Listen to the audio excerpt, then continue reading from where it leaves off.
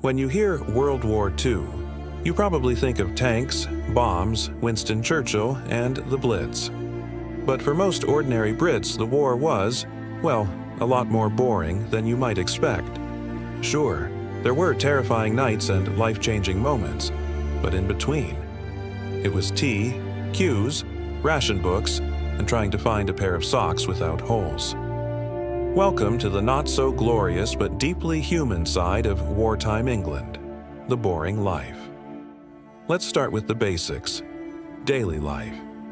The alarm goes off, or rather, you just wake up because there's no electricity to spare for luxuries like clocks. Breakfast, toast, if you're lucky, maybe a bit of margarine and some powdered eggs. And tea, always tea. Even Hitler couldn't stop the tea. Then it's off to work. For men, that might be a factory or a coal mine. For women, it could mean anything from working on farms in the Women's Land Army to making munitions in grimy factories. And the commute. Forget traffic jams. Think walking in the rain, buses packed tighter than sardine tins, or cycling miles because fuel was strictly rationed. If war was a battlefront, the home front was fought in queues. Everything was rationed. Meat, sugar, butter, cheese, even clothing. People were issued ration books and you had to queue for everything. Sometimes you queued not even knowing what was at the end, just hoping it was something useful. Bananas, rare as unicorns. Oranges, maybe for Christmas. And if you tore your trousers, you patched them. Again and again and again. The government even ran propaganda campaigns encouraging make do and mend and dig for victory. That meant growing vegetables in your back garden or even public parks. Carrots instead of candy and cabbage. Well, always cabbage. Now, here's the paradox. While parts of life were desperately dull, at any moment, a bomb could fall out of the sky. During the Blitz, especially between 1940 and 1941, nights were often spent in shelters, some in basements, others in the backyard, Anderson shelter, or the underground.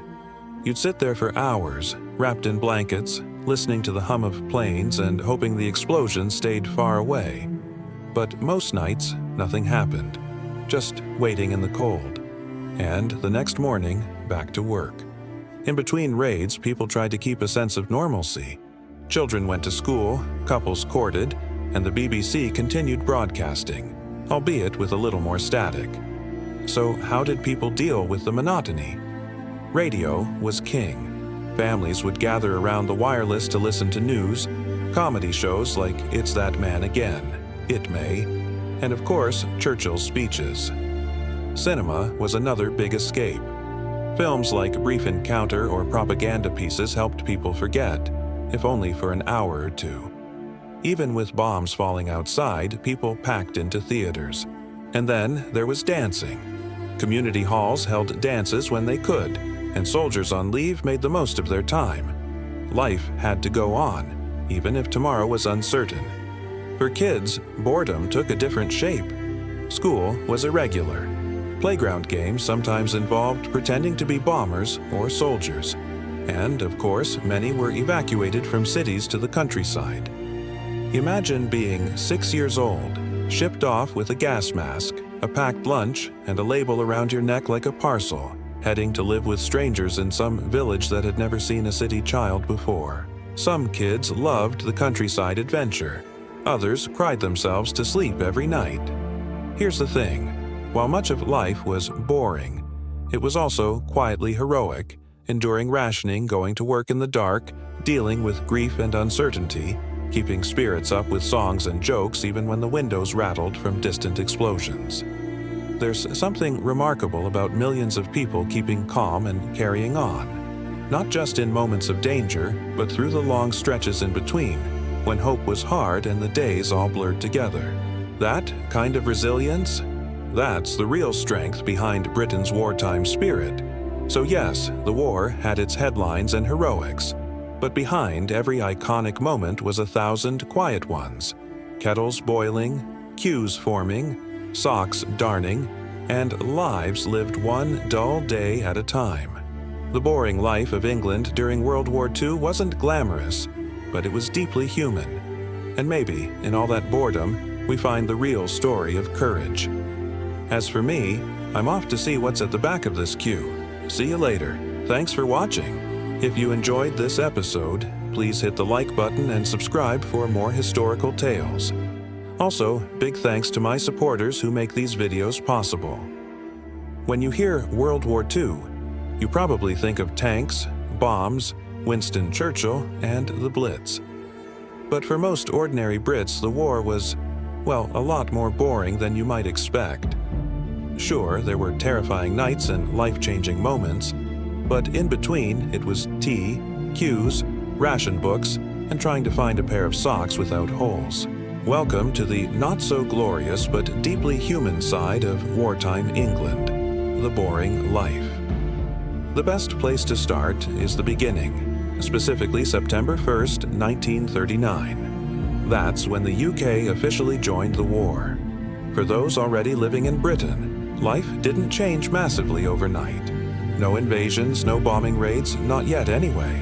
Instead, the biggest immediate impact was probably the introduction of blackouts.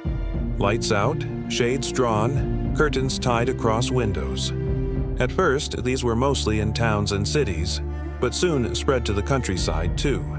The aim was to prevent enemy aircraft, mainly German, from spotting lights which could indicate important targets. As darkness fell each night, families would huddle together by the fire, listening to the wireless. Every night, they tuned in to hear the latest news bulletin from the BBC. Did the Germans have a new leader? Did someone win a medal? Was France under attack? What about the Russians? These moments of collective tension were threaded through a lot of the war, particularly the early days. While Britain waited for the expected invasion by Germany, this never came. And with each passing day, people grew increasingly uneasy. All that preparation, the digging of trenches, building of pillboxes, training and arming of local defense volunteers, where was the action? But wait, it came. And when it did, it was like nothing anyone had planned for. In the summer of 1940, France collapsed. King Charles had fled to England, and the British Expeditionary Force were being rescued from Dunkirk, those beaches becoming a byword for mud, blood, and defeat. The country's fate now looked precarious, especially with the Germans boasting a deadly new weapon. The Luftwaffe, the German Air Force, began bombing the British Isles. At first, London was the main target, but soon other cities like Birmingham, Liverpool, and Manchester were hit too. And in those moments of fear and uncertainty, people would flee to shelters. Those who lived in flats moved into the Tube. Those with gardens took shelter there. Others sought refuge in purpose-built structures like the Anderson Shelter, a corrugated steel shelter designed to be slotted together in the average suburban backyard.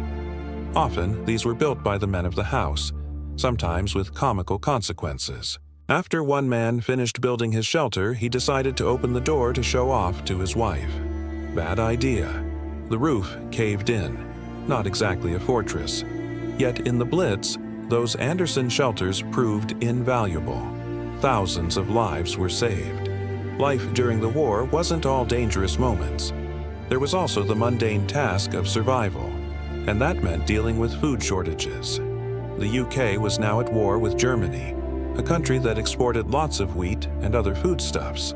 And with U-boats sinking merchant ships all over the Atlantic, importing food became trickier and trickier. By 1941, Britain was suffering from food shortages, so the government introduced rationing. Coupons allowed people to buy certain goods up to a certain amount. Meat was rationed at 8 ounces per person per week. Butter and sugar were limited too. Everyone got 1.5 pounds of sugar a month, and bread was restricted to 2 8-ounce loaves per person per week. And it wasn't just food. Clothes were rationed too, meaning that replacing a worn jacket or mending a hole in your trousers became even more important. It was a time of shortages and scarcity, which brought with it a culture of repair.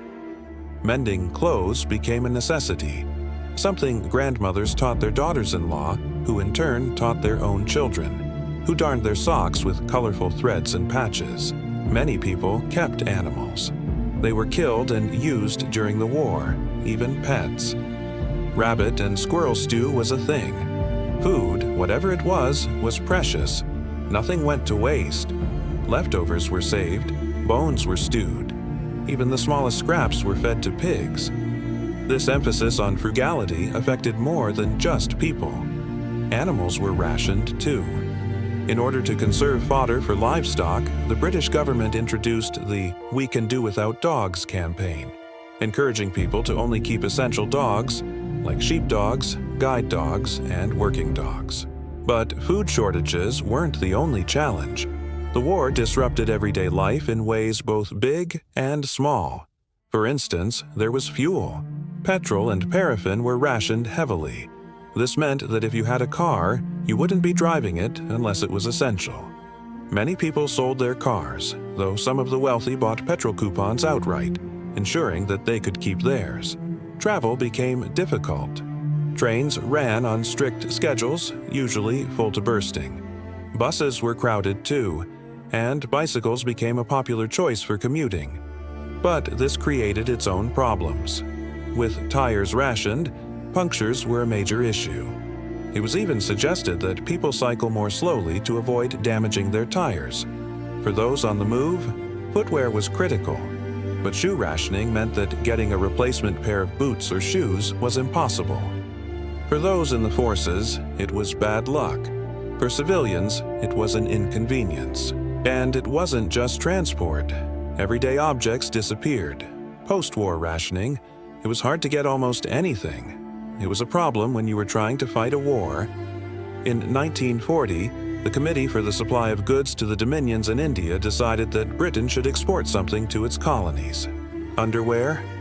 Apparently, the British had an abundance of it. This caused anger among women who found themselves unable to buy much-needed garments for themselves, but were expected to knit pairs of pants for soldiers halfway around the world. One woman wrote to the editor of a newspaper saying, "I would like to know why my husband cannot obtain some socks. He has been wearing the same pair for 5 months."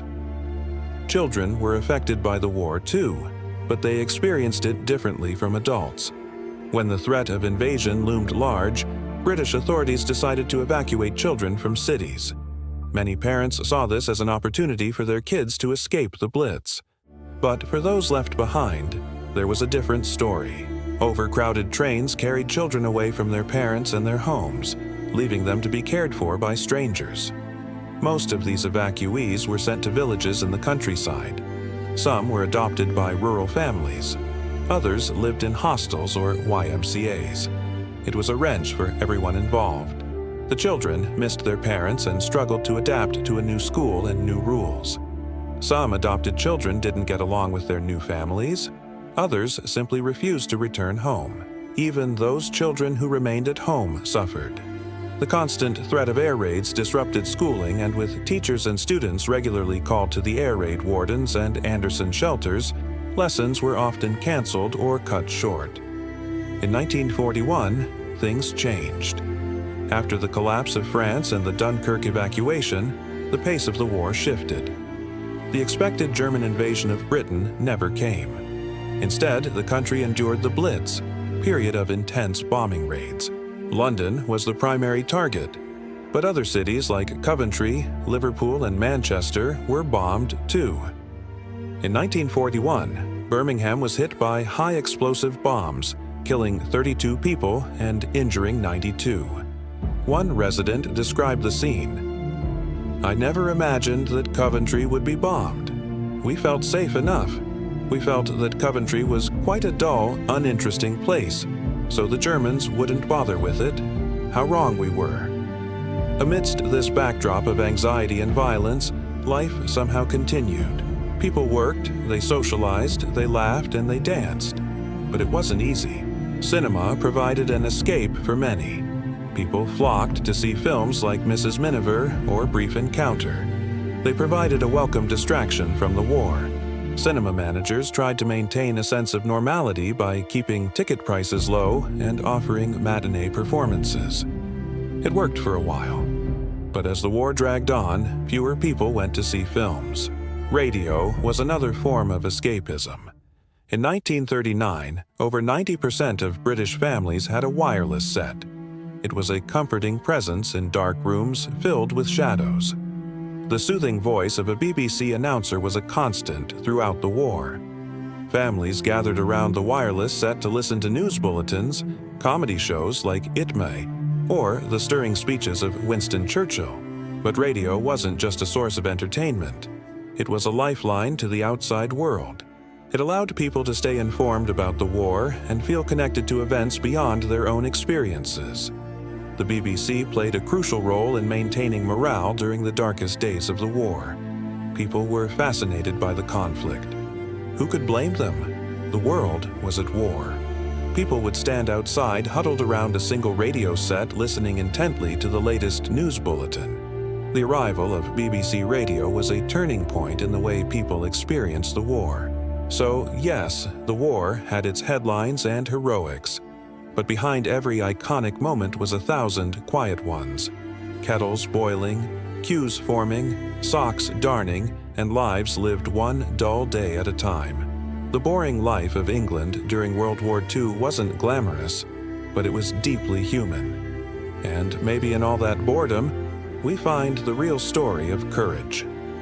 Now check out Did You Know? The weirdest things from World War II, or watch this video instead.